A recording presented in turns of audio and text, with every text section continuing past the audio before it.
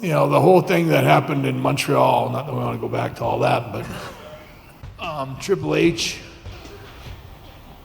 let me just say this, I wish he'd been in the dressing room when I knocked Vince out. How good was Bret Hart? That is the question everyone asks. People say he was the best. They say he was a hero. They put him in the conversation with the greatest of all time, and they are right to do that. But here is something people do not talk about enough. In real life, backstage, away from the cameras, Bret Hart was terrifying. Not because he was the biggest guy, not because he had the loudest music or the flashiest entrance. He was terrifying because people genuinely believed he could hurt them. And not just hurt them in the ring, he could end careers. He could block opportunities. He could call you out publicly and make you look like a fool. And when words were not enough, he had no problem using his fists. Even on the owner of the company, that last part is where we start. Because nothing tells you more about who Bret Hart really was than what happened on November 9th, 1997. Inside a dressing room at the Molson Center in Montreal, Canada. That was the night of Survivor Series. That was the night everything changed. And if you like stories like this, use the hype feature and give hype to this video because it helps more fans find it. Bret was the WWF champion that night. He had worked there for over a decade. He had been loyal. He had carried the company through some of its hardest years. And on that night, the boss, Vince McMahon, made a decision behind Bret's back. The referee rang the bell early during Bret's match. Bret was in a submission hold, the sharpshooter, applied by Shawn Michaels. The bell rang. The match was declared over. Bret had not submitted. He had not agreed to lose that way, but the title was taken from him anyway. It was a setup. Bret had been deceived. The referee, Earl Hebner, had promised Bret on the safety of his own family that he would never be part of a trick finish. He broke that promise. Shawn Michaels had worked with the plan, and Vince McMahon had ordered all of it. Bret went back to his dressing room. He was furious. But here is what made Bret different from most people. He did not just sit and cry. He did not just vent to his friends. He stayed calm in the way a man stays calm when he has made a decision and is just waiting for the right moment to carry it out. Vince McMahon then walked into that dressing room. He came to explain himself. The story goes that The Undertaker forced Vince to do it. The Undertaker told McMahon directly that he had disrespected Bret, that he had lost face, and that he needed to go look Bret in the eye. So Vince went. Bret was fresh out of the shower. He told McMahon clearly, calmly, that the moment he finished getting dressed, he was going to knock him out. Vince did not leave. He stepped forward, and Bret grabbed him by the shoulder and hit him with a single hard uppercut. Vince McMahon, the most powerful man in professional wrestling, the billionaire who owned the company, went down. He was unconscious on the floor for 5 full minutes. People just stood around looking at him. Bret broke his own hand delivering that punch. He broke his hand punching his boss after his boss betrayed him. That is the kind of man we are talking about. That is who Bret Hart was. Now stop and think about what that moment tells you. This was not some rowdy brawler losing his temper. This was a calculated, deliberate act from a man who had been pushed past a line that most people never push anyone past. It tells you that Bret's sense of honor was absolute, and it tells you that when that honor was violated, no amount of power or money would protect you from what came next. People talk about Bret Hart like a legend, a hero, the excellence of execution, the pink and black, the perfect technical wrestler. And all of that is true, but the full picture includes this side too. The side that made even the most powerful people in the room nervous around him. The side that made younger wrestlers walk carefully when he was nearby. The side that held grudges, drew hard lines, and backed them up with action. This is the story of why Bret Hart was scary. Not scary like a monster in a movie. Scary like a man who you knew deep down could actually hurt you if you gave him a reason to. So, what was the source of that fear? Where did it come from? The research on Bret's life and career points to 3 clear answers. First, he had real combat skills, not fake ones, not trained for television ones. Genuinely dangerous physical abilities that he developed long before he ever stepped in front of a camera. Second, he proved those skills were real by using them in real situations, against real people, not in a match. Backstage, off camera, with fists and force. Third, he had a standard so high and a will so strong that he could damage a person's reputation or career just by calling them out. He had veto power over what moves happened in his matches. He had creative influence over who rose to the top of the card, and he was willing to use all of it. That combination, real physical danger, plus real political power, plus the clear willingness to use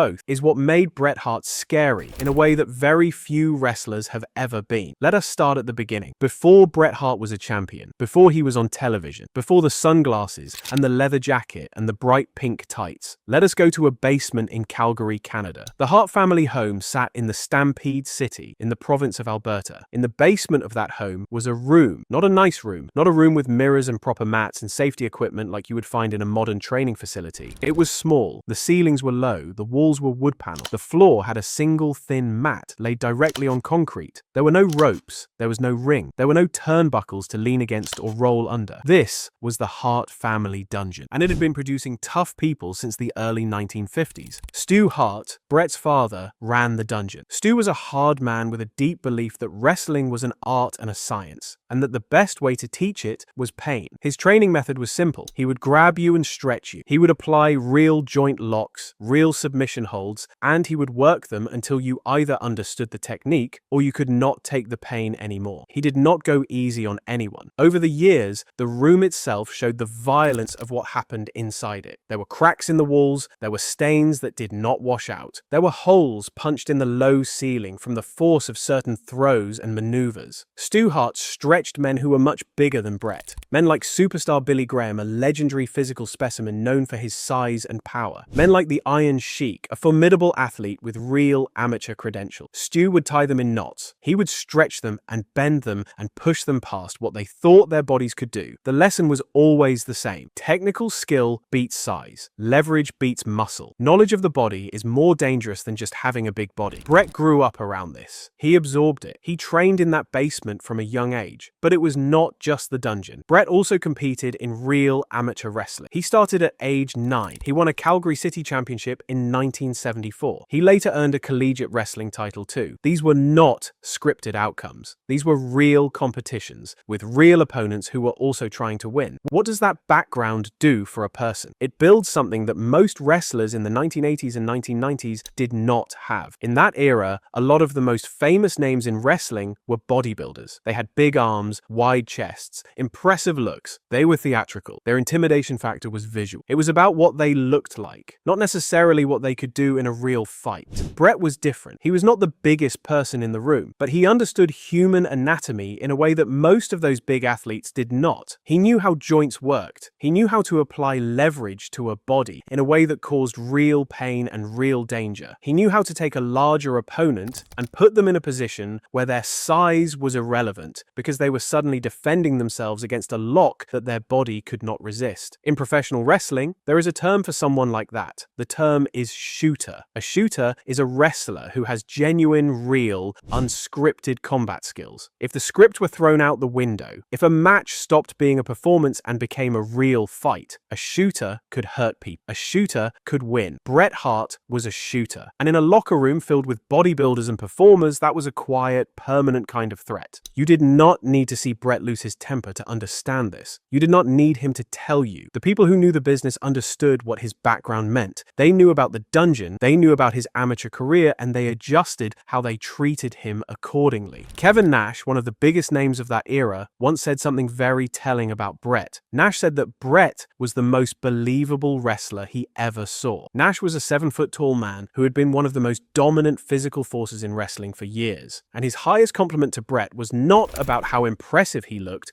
but about how real he felt. Nash also said something else that gets less attention, but matters just as much. He said that Bret would never hurt you. He said that Bret was an amazing worker, that no one would dispute that. And that is the duality right there. Bret was safe to work with in the ring. He was careful. He protected his opponents. He did not take shortcuts that risked someone's health for the sake of a visual. But the reason that was meaningful, the reason it carried weight, was because everyone knew he could hurt you if he chose to. His safety was a choice. His restraint was a decision. And that meant his restraint could also be withdrawn. That distinction mattered enormously in a locker room. An unsafe worker scares people because they are careless. Bret scared people because he was precise. And precise people with dangerous skills are the most dangerous of all. Now let us move to the part of the story where that silent, ever-present threat became loud and visible. June 9th, 1997, Hartford, Connecticut. The events of that night did not happen in the ring. They happened in a hallway and a dressing room before the cameras came on. This was the night Bret Hart and Shawn Michaels had a real fight. The two men had a long, complicated history. They had been rivals in the ring for years, but their real animosity went much deeper than competition. It was personal. It had been building for a long time. And on this night, Shawn Michaels said something on live television that crossed a very serious line. During a promo, Michaels made what was described as a Sunny Days comment. The specifics are a reference to a woman named Sunny, who was a well-known personality in the WWF at the time. Michaels' comment was a carefully constructed insinuation. It was designed to suggest something personal about Bret's private life. It was unscripted, it was deliberate, and it caused serious damage to Bret's personal life. Before the show even officially began, before Monday Night Raw went on the air, Bret found Michaels in the dressing room. There was a confrontation. It turned physical quickly. Bret completely dominated Michaels. He took him down to the floor. He pinned him there. He delivered a barrage of punches. And during that scuffle, Bret grabbed a handful of Shawn Michaels' hair and ripped it out. Not a few strands. A massive chunk. Michaels was left with a prominent bald spot on his scalp. His face was swollen. His face was bruised. When it was over, Shawn Michaels went to Vince McMahon's office. He was holding the clump of his own hair in his hand. He was in a state of genuine distress. He told McMahon the workplace was unsafe. He demanded to be released from his contract so he could go to the competition. He walked out of the arena that night and refused to come back to television for more than a month. His stated reason was fear. Real fear. Fear of Bret Hart and the people aligned with Bret, known as the Hart Foundation. Think about what that means. One of the biggest stars in the company, at or near the very top of the card, a man with tremendous leverage and political backing, was so afraid of physical retaliation from Bret Hart that he could not bring himself to come to work. He looked at his torn out hair and decided that going back to that building was not worth the risk. That fight was so real, so vivid, that Jerry Lawler, another well-known name in wrestling who happened to be in the bathroom adjacent to the dressing room during the altercation, was trapped in a stall with no idea what was happening. He could only listen to the sounds of the fight and wait for it to end. This was not a prearranged confrontation. This was not a publicity stunt. This was a genuine physical incident where Bret Hart backed up his anger with force and left one of the company's top performers too frightened to come to work. And then, 5 months later, came Montreal. We already covered what happened in that dressing room after the screw job, but it is worth noting the full sequence of events, because the Shawn Michaels fight and the Vince McMahon punch are not isolated incidents. They are part of a pattern. Bret did not walk around looking for fights. He did not go out of his way to create conflict, but when people crossed a line, when they violated his sense of professional honor or personal integrity, the response was swift and physical. He was not a man who let things go quietly. He was not a man who filed a complaint or muttered to himself in the corner. He handled things direct, and directly in Bret Hart's world sometimes meant knocking someone out. The Vince McMahon punch was the ultimate expression of this. Vince was the most powerful person in the entire business. He owned the company. He signed the checks. He had the authority to make or break any career he chose. And Bret hit him so hard he was unconscious for 5 minutes and had to be dragged out of the room to recover on a bench. Here is what that moment signified to everyone else in the locker room. It told them that Bret's code of conduct did not have exceptions for rank, for money, or for power. If you crossed him, you would face the same consequence whether you were a rival performer or the billionaire who ran the show. That realization, that understanding that Bret genuinely did not care how high up you were, was deeply unsettling to a lot of people. Because here is the thing about power in a professional wrestling locker room. The person at the top of that hierarchy is usually the promoter. The promoter controls the bookings. The promoter controls who gets pushed and who gets left behind. That power creates a kind of immunity. Most wrestlers, no matter how frustrated they got, would not dare confront the boss in a physical way. Too much was at stake. Their careers, their livelihoods, their futures in the business. Bret hit him anyway, and that told everyone watching exactly who they were dealing with. Now let us shift to the ring, because the fear Bret generated was not only about violence. Some of it was about something more uncomfortable, the fear of being exposed. When you wrestled Bret Hart, you could not hide. His style did not allow it. There were no smoke machines to stand in. There were no quick high spots to pop the crowd and move on before they noticed anything else. Bret wrestled slow and deliberate. He worked body parts. He made you sell. He made you react honestly. He built matches like a story story with a beginning, a middle, and an end. And if you did not have the technical ability to keep up with that, it showed. The Undertaker once said that Bret Hart was probably one of the toughest opponents he ever faced. He called Bret very physical, very intense. He said Bret pushed him out of his comfort zone. And then he said something even more specific. He said that Bret's technical ability was unmatched at that time, and that Bret never let you get comfortable out there. That phrase matters. Never let you get comfortable. That is a very specific kind of threat. It means that even if you were doing fine, you could not relax. You always had to be sharp. You always had to be thinking. You always had to be doing the work at an elite level, because Bret was always doing the work at an elite level, and if you slipped, even slightly, the match would expose you. You can see this in action in the September 1997 one-night-only event, which took place in Birmingham, England. Bret faced The Undertaker in a match that was described as highly physical and psychological. Bret spent the match targeting The Undertaker's legs systematically, using it to set up his finishing hold, the sharpshooter. The match unfolded like a real athletic contest. It escalated naturally, and it ended in a complex, realistic finish where The Undertaker became entangled in the ropes. That is how Bret worked. Methodical, purposeful. Every action had a reason. Every hold led somewhere. There was no wasted movement. And for opponents who were used to a more theatrical style, used to hiding behind chaos or spectacle, that kind of disciplined, technical wrestling was exhausting and threatening. It stripped away all the protective layers that showmanship provides. Kevin Nash put it plainly. He called Bret the most believable. And Nash also noted Bret's commitment to never actually hurting his opponent. But here is what that means in practice. If you were Bret's opponent and you knew he was safe, but you also knew he could make you look incredibly bad if you could not keep up, that is still a form of fear. It is the fear of embarrassment, the fear of being shown in front of a paying crowd and a television audience that you were not on Bret's level. For a lot of wrestlers, especially those who had built their careers on size and intimidation rather than technical skill, that was a real and present danger. And Bret was not subtle about his standards. He had very clear ideas about what was acceptable in the ring and what was not. Those ideas centered on one principle above all others. Do not hurt the person you are working with. Protect your opponent. That is the job. When he felt that standard was being violated, he did something about it. In WCW, the rival organization he moved to after leaving the WWF, Bret began working with Booker T. Booker T was one of the most respected performers in WCW at the time. He had a finishing move called the scissors kick. The move involves leaping high, then bringing the leg down in a chopping motion directly onto the back of an opponent's neck. It is a visually impressive move. The crowd responded well to it. Bret did not care about any of that. What Bret saw when he took that move was a technique that drove his head directly into the canvas. He took it 2 or 3 times, and then he made a decision. He told Booker T the move was not happening in their matches anymore. He banned it. He used his backstage leverage to enforce that ban, and he would not be talked out of it. Booker T responded later by saying that wrestling is not ballet, and that physical impacts are part of the business. He pushed back against what he felt was an unfair characterization of his move and his carefulness as a performer. But Bret did not move. He held his line. What is notable here is not just that Bret had a complaint. Plenty of wrestlers have had complaints about opponents or moves. What is notable is that Bret had the power to do something about it. He had enough standing in the locker room, enough respect from the people running the company that when he said a move was banned, the move was banned. He had backstage veto power, and that power was used here to control what another performer could do in their own matches. For younger or less established wrestlers watching that, the message was very clear. If Bret decided he did not like something you were doing, he had the tools to make you stop doing it. That is a frightening kind of authority. And then there is Goldberg. Bill Goldberg arrived in WCW with one of the most striking runs of momentum in wrestling history. He was physically enormous. He was fast for his size. His matches were short and explosive, built entirely around his unstoppable force presentation. Fans went wild for him. He became one of WCW's biggest stars very quickly. But his style was stiff. Stiff is a term in wrestling that means the moves are applied with real, hard force rather than the controlled, careful technique that minimizes injury. Bret Hart had a problem with Goldberg's stiffness from the beginning. He felt that Goldberg was a dangerous performer to be around, that the physical force Goldberg applied was not always controlled, that working with him put people at genuine risk. Those concerns turned out to be very real. During one of their encounters, Goldberg kicked Bret in the head. The kick was hard. It was uncontrolled. It connected directly and and powerful. Bret suffered a severe concussion as a result. The damage was significant. In the end, the effects of that concussion contributed directly to Bret being forced into early retirement. He could have had more years, more matches, more of what he loved. Instead, one uncontrolled kick ended all of that. Bret's response was not quiet acceptance. He spoke publicly and permanently about Goldberg's recklessness. He condemned the unsafe work. He held the blame in place for the rest of his career and beyond. He said clearly that Goldberg hurt him, that the kick caused a concussion, and that Goldberg could have ended his career.